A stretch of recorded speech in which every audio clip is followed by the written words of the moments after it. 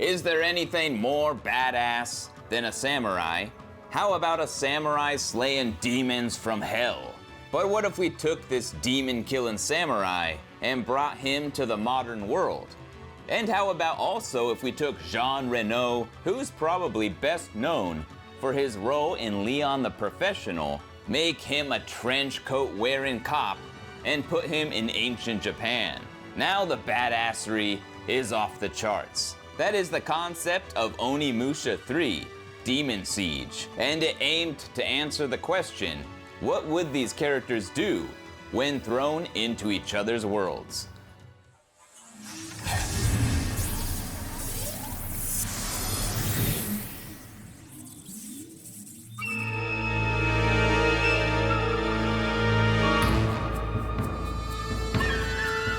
The ambitious nature of Onimusha 3's story is pretty awesome.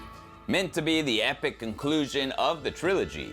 Now I'm not gonna go too deep into spoiler territory, but Nobunaga's scientific minion Guildenstern created a time-folding device in hopes to bring his master and Genma army to the future. More specifically, Paris, France in the year 2004, 500 years later, after Japan's Warring States. Despite the grand scale and some killer presentation, I find myself rather frustrated with the game's overall story in terms of its execution. I wish they had played around a little bit more with the whole fish out of water element. You only get a slice of that in the beginning, and as a result, I don't feel the developers actually answered their own question. What would these characters do? Instead, they almost immediately introduce a convenient plot device in the form of a tiny Tengu, Akko, who can not only go back and forth between time, but help the protagonist, Samanosuke, and Jock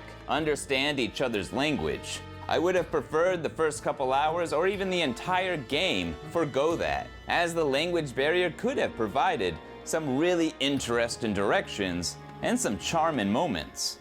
I also could have gone without the Jacques family subplot, which felt rather unnecessary, but also introduces yet another convenient plot device by giving his son Henry, clairvoyant powers. Out of nowhere, he can sense when our heroes are in danger, and I found that really kind of ridiculous. And strange considering they already inserted Akko as a convenient bypass. Hell, I would have bought into our heroes sensing each other directly, considering they're both rocking the Oni gauntlets. Even that lame explanation would have been an improvement here. I did still enjoy the story, I just found the execution a bit frustrating. But the premise alone is the coolest shit ever. Because hot damn, I adore the idea of Samanosuke and Jacques cooperating with each other through time and dealing with their new surroundings.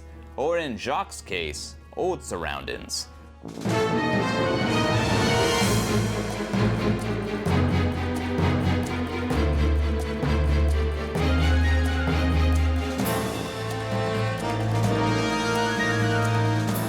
If you're familiar with the first two games, you'll feel right at home with Onimusha 3, except now, gone are the tank controls. You'll be enjoying some nice fluid movement, however it does retain the director style camera angles, which I am a big fan of. The environments, however, have a much more linear structure, not a bad thing, just a byproduct of all the different locations the game takes you through. In contrast to the first game, which has sort of a Metroidvania-like quality as you work through a demon-infested castle. Here in Onimusha 3, there's a lot of variety. You'll even be stabbing demons high up on the Eiffel Tower.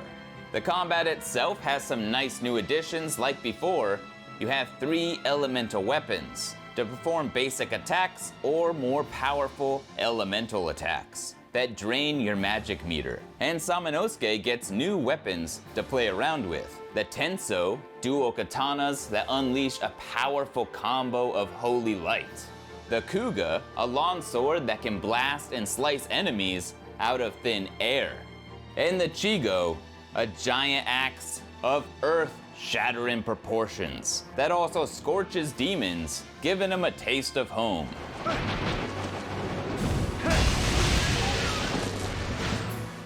Jacques has his own arsenal to play around with, which all have whip-like properties. The Enja is a fire-based sword that's good for crowd control, as it extends into a whip with segmented blades, the kind Ivy from Soul Calibur uses to whip her opponents into shape. The Ryzen, a dual-tipped spear, good for long-range pokes, and summons lightning from the heavens to strike demons down. And the Hyosei, a giant morning star, but this isn't a great ball of fire. This one will freeze your nuts off. One other thing Jacques can do that I found pretty damn cool is he can use his whip to grab and throw enemies. And when enemies are on the ground, he'll execute them with his handgun.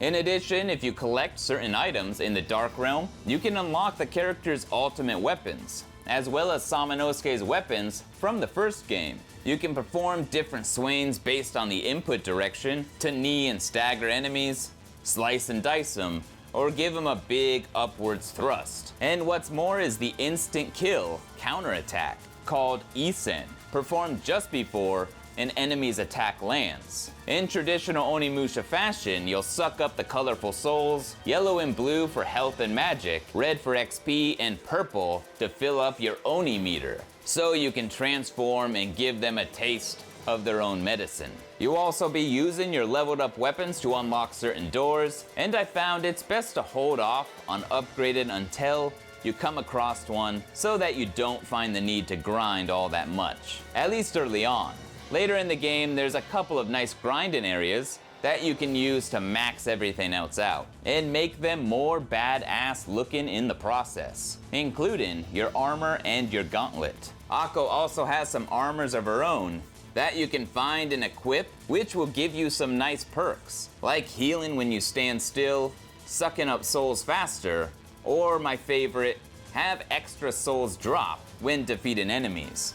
That's not the only role this flying, talking plot device serves in the actual gameplay. You'll also use her to fetch hard-to-reach treasures and send important key items for solving puzzles back and forth between time to either Samanosuke or Jacques.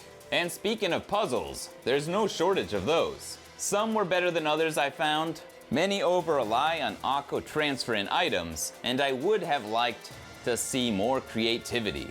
This section where you're floating on a giant ice plate using Jacques' whip to dodge icebergs was really cool, pun intended, and I would have liked to see more of that, but things like this were few and far between. Puzzle boxes return though. Unlike the first game, there's only one type here, but some did get rather tricky, as did the other puzzles you'll run into, or should I say, run into you.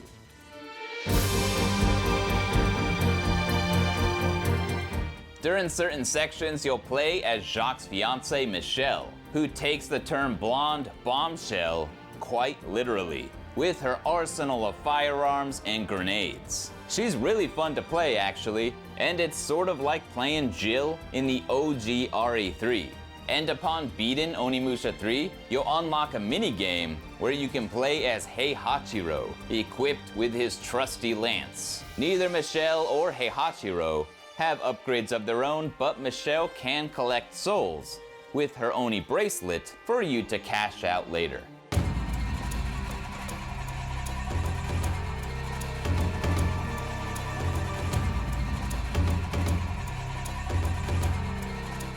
The visual presentation here in Onimusha 3 is really solid and still holds up great today. Better than I would have expected, considering that they shifted from the pre-rendered backgrounds of the first two games to fully 3D environments. I think the developers succeeded in keeping the environments interesting. I will say though, the overall horror tone has certainly been diminished a bit, especially compared to the first game.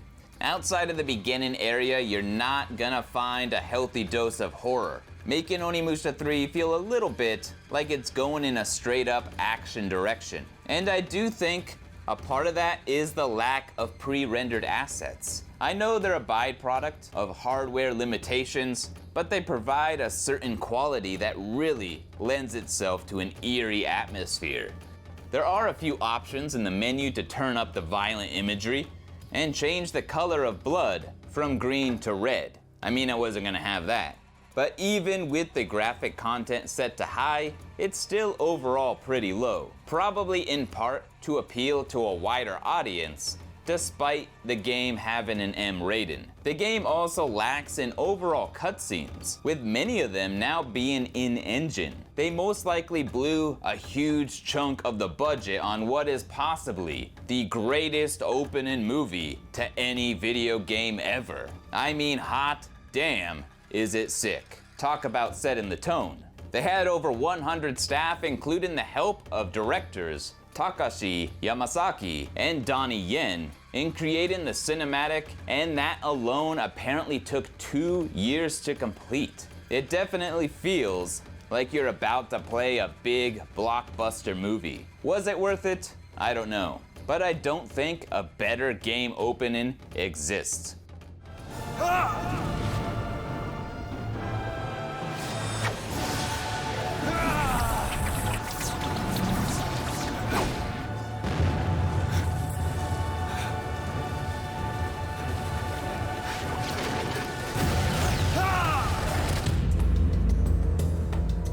The audio presentation is no slouch either, with great sound design across the board. A solid soundtrack that reaches some pretty decent heights. The low point, I would say, is the unfortunate fact that they didn't get Jean Reno to voice all the English voice lines, but instead only the very beginning and the tail end of the game where he's speaking French. The man can speak English, but this was said to be due to the actor's busy schedule. The vast majority of the game, Jean Reno has the voice of Paul Mercer, who is a fine voice actor. Hey, he's the voice of Leon S. Kennedy after all. So it's not like the voice is bad, I'd just rather have Jean Reno voicing, you know, Jean Reno. Huh? Un samouraï? You, where are we? Mais qui es-tu? D'où tu viens?